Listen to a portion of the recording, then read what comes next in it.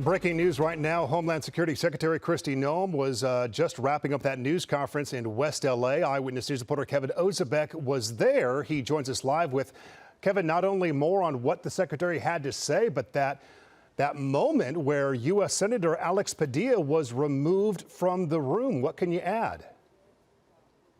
Yeah, well, Mark, that's kind of the moment that stole the show. And if you could see my view right now, there's a whole slew of cameras now lined up outside the federal courthouse. We're essentially going from one press conference to another as we wait for Senator Alex Padilla to come out. Now, you can see that video that was shot by ABC's Ashley Riegel. That kind of was a wow moment at that press conference today. I want to bring in ABC's Matt Rivers. He was actually up in the room. Now, first off, Matt, did you even know that the senator was with you guys, with the press during this press conference? No, I mean, it's a federal building, and as a U.S. Senator, you would assume that he'd be able to get access. But no, I think everyone there inside the room was very focused on the DHS secretary and what she was saying. And then he came in from the side and tried to interrupt that press conference. What I saw from my seat there in the front row was the senator taking a few steps toward the DHS secretary as he was trying to talk about some of the alleged criminals that she had up on the screen there. And as he took a couple of steps toward the secretary, one of the officers that was in the room, I don't know if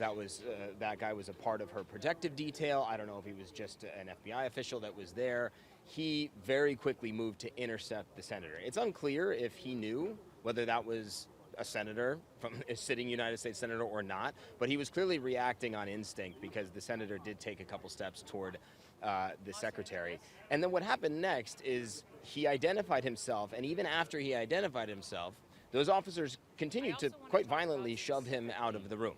What I'm sure we're going to hear from them is that this was them reacting to keep the secretary safe. They didn't know who he was. He didn't identify himself, at least very clearly at the beginning of all of this. But even after he identified himself, they shoved him out of the room. They took him out. We could even hear it in the hallway as he was taken out. And Matt, what we know from our law enforcement sources is they are using the term that he was temporarily detained. Yeah. Did you ever see the senator cuffed at any point? No, we didn't see him cuffed, but we did see him taken away, so it wouldn't be a huge surprise if they did detain him in some way. And what we did see as we were leaving the building, because we really just walked out a few minutes ago, was we know that the senator was inside a conference room there talking to the DHS secretary. She responded to all the events of this during the press conference, basically saying that Senator Padilla did not reach out to her beforehand, that this is no way to conduct civil discourse. Clearly, this was an attempt by the senator to get public attention.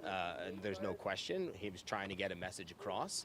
And so how the DHS secretary responds here, what kind of conversations they have right now, I think is left to be seen. Because she did say at that press conference that she would actually speak to him, and you actually saw that on your way out? Yeah, so what we did, they were shutting a door, and as I was walking out, I could see the two of them inside that room. So it does appear that they were talking. I didn't hear anything. I only saw a glimpse of it, but it does appear that the two of them were chatting. Last question, Matt. This all unfolded so fast.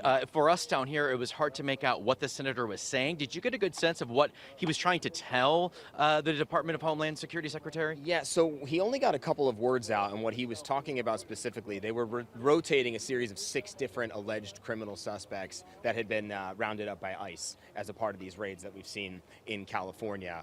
And so he was starting to talk about them, and I think the implication would be that he was starting to say, well, there's criminals here, but what about the people who aren't criminals? That's what he tried to get out, but he really only managed to get out probably about a dozen words before he was very forcibly removed from the room. All right, Matt Rivers with ABC News. Thank you so much for kind of giving us a good insight of what all unfolded down there. We do want to let you know both Mayor Karen Bass has already called this move abhorrent. Governor Gavin Newsom also is on X right now condemning this action of this detainment of the U.S. Senator. And again, it appears to be one way in, one way out of this federal building. So we do expect the senator to come down here at some point. So of course, we'll be waiting here ready to talk to him as soon as we can. Reporting live outside the federal building, Kevin Ozebek, ABC 7 Eyewitness News. Kevin, thank you for that.